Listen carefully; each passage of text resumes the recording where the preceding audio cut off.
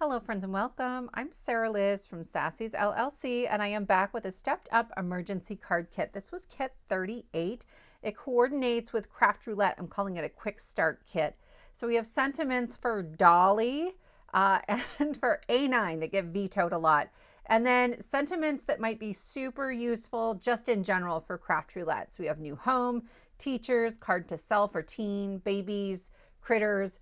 Those circle sentiments come with a line around the outside that's just a little bigger than 1 3/4 or on a page with no line around it at all.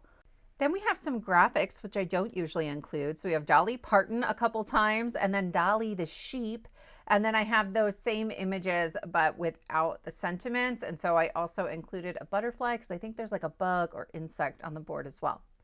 Then we have all of those sentiments and strip sentiments and 4 different fonts, but this is really the heart of it.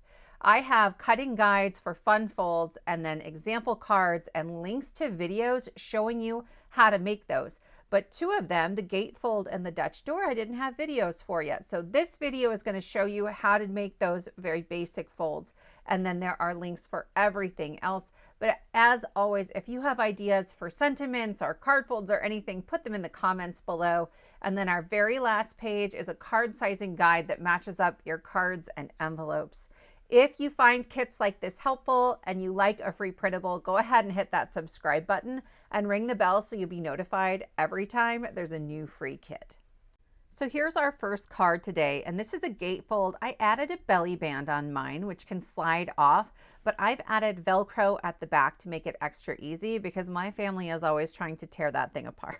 So I'm going to show you the basics and how I stepped this up a little.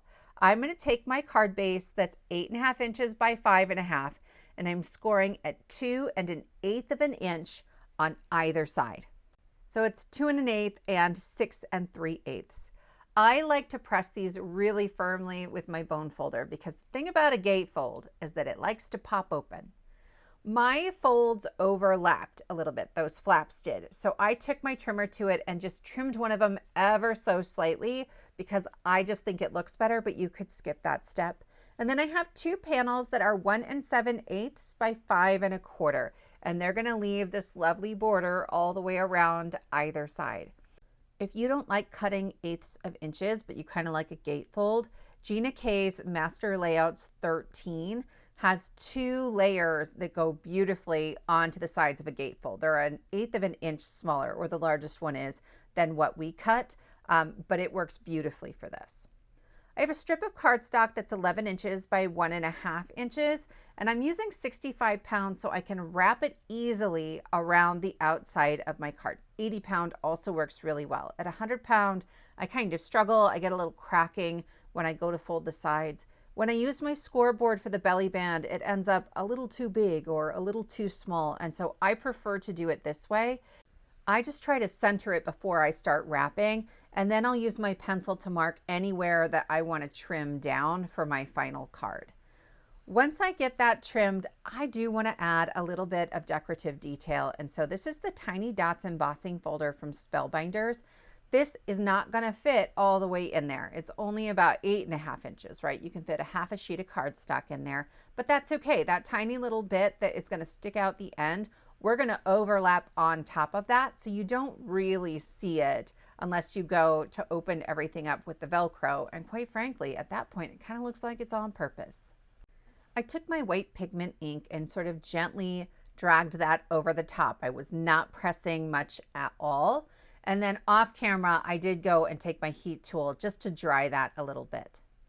These are 3/8 inch Velcro dots. I got mine on Amazon, but you can get these at your local craft store, usually in the sewing section. One side is clear and one side is white. I like the clear side on the bottom where you're gonna see it more, and then the white side on the flap that lifts up. I, of course, put mine together wrong. It was like the Velcro side and one of the sticky sides, so I just flipped it over. Everything is fine now. Nothing was harmed in the making of this Velcro opening. And then I'll pull that off and really press firmly on it with my fingers. I like the size of these because sometimes when I use bigger Velcro, it's a little too sticky and my paper doesn't hold up as well to like pulling it apart and putting it back together a bunch of times. This is roller disco Dottie, my friends. I mean, seriously, It's a roller skating Dalmatian. I had to use it. I had to.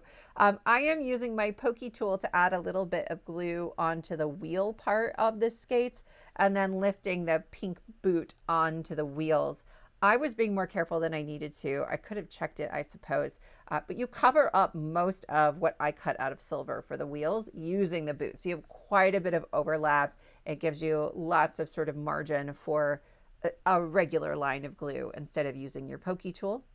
Then this is so brilliant. When you go to add the black into the spots, there's a piece that is in the die set that cuts this perfectly, and you just glue it right behind the dog and you're good to go. They don't have one for the eye, but I just cut a little scrap and stuck it behind there, and that was easy enough. There's also a piece for the ear and for the nose. There's a color, and I wasn't sure if I was going to add that. So for now, I'm going to leave that off, but later on we'll add it on. These are the classic scallop circles, an all-time favorite of mine. I just love scallops, you guys. Let me know in the comments if you do too, because I feel like they're making a comeback. Then we have the everlasting circles, and I will layer up one of those scallops with, this is a 3-inch circle. It's a little smaller than our Dalmatian, and that's fine. So I don't need to create a whole scene with sky and grass, just like the essence of it. So I'm taking some teal ink at the top and then whatever was left on my green brush at the bottom, easy peasy. I don't know why I'm layering up this circle. I was editing and I was like, that was not necessary, but I did it for texture and dimension, my friends. That's why we did it. I did want to put another scallop behind that pattern paper because I don't like the plaid that's in the back, and it's not very thick. It's like 65-pound pattern paper. And so this just gives it a nicer finish because that belly band does pull all the way off. You do see the back of that scallop. I'm trying to line up the blue and green so that there is a scallop directly at the top and bottom. It makes it easier to line up on my card. It's a little bit more symmetrical. I added my belly band back on, and you can see me kind of pointing to that top and bottom scallop.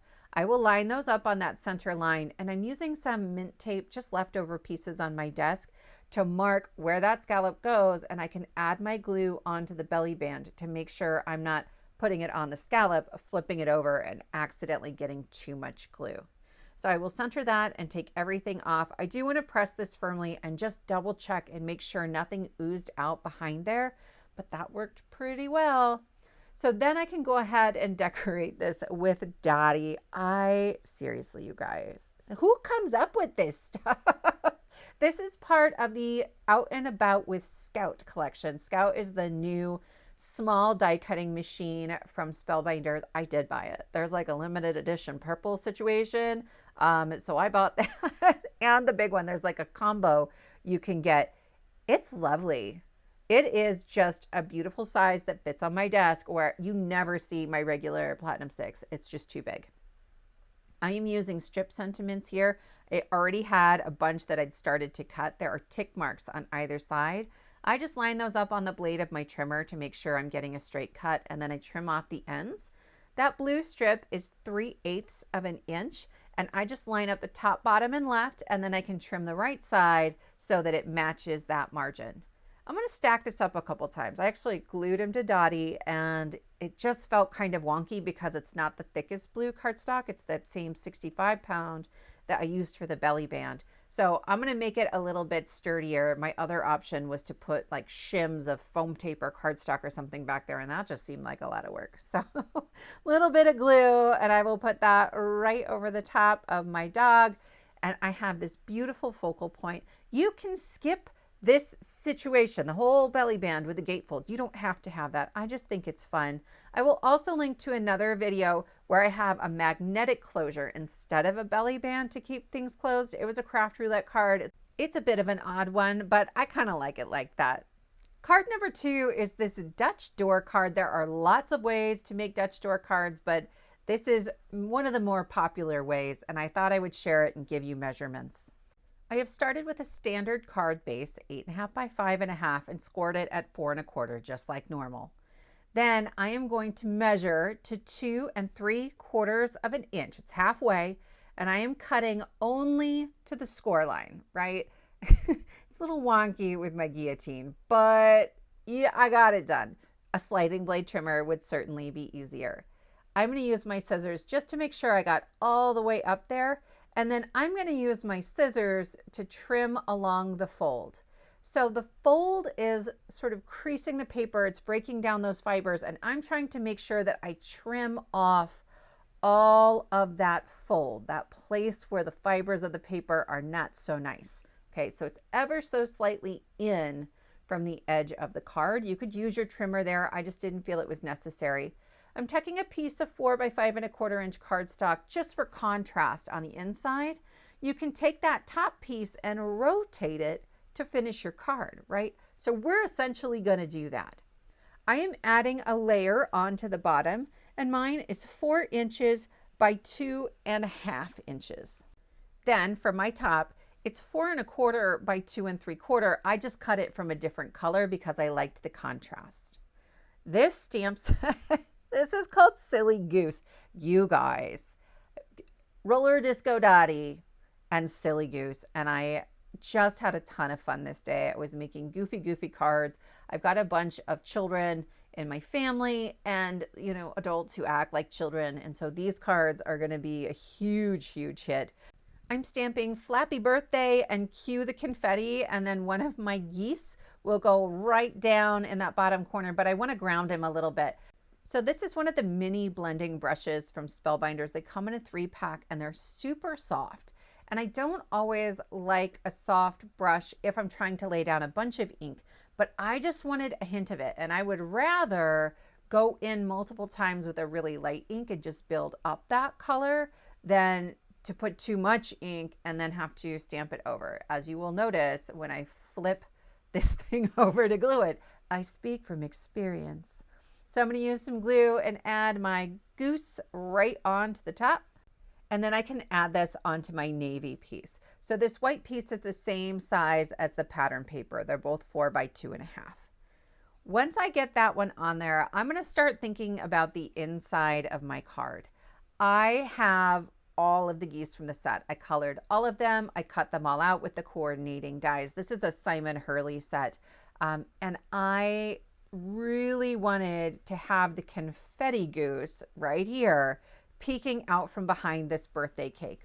So the birthday cake is from the birthday party stamp set, and there's a stamp that colors in the frosting, which was awesome. So I really just colored like the cake and the cake plate. There's also a stamp for the candle and one for the flame. So if you don't like to do a ton of coloring, that guy came together really easily. On the inside, I have like a 2 inch by 4 inch strip of cardstock just to create like a tablecloth grounding for my cake and my goose. And instead of just using a flat panel that's 4 by 5¼ I have a mini card. Okay, so I have a 10½ inch piece of cardstock, 10½ by 4, and I scored it in half at 4¼ I am cutting the back side off of my goose to make sure he really fits behind that cake. I will save that. I'm pretty sure I can find a reason to put a goose butt on a card. I'm using my sticky mat trick here to make sure I picked it up exactly where I had it and put it right back down in the same spot. That way I know that it will hide behind my top panel on my Dutch door. So a Dutch door, think like one of those doors that opens independently on the top and on the bottom. That is what we're doing, right? That's why it's called a Dutch door card. So I'm adding glue only onto the bottom, and I will glue this to the bottom door. You could create a Dutch door card by cutting it anywhere. It wouldn't have to be in the center. For a lot of the fun folds that are in the kit, I've given you basic measurements, but then I've got videos that are variations on that really do kind of like what we did here with a mini card, or we're switching it up in some way. So please know these are just like starter guides on how to cut your cardstock and how to do these folds, but I really hope that they're helpful for you. I would love to know which of these cards is your favorite, and if you're interested in the free download with all of the measurements and guides, all I ask is that you subscribe to my channel, and if you hit that bell, you'll be notified every time there's a new free kit.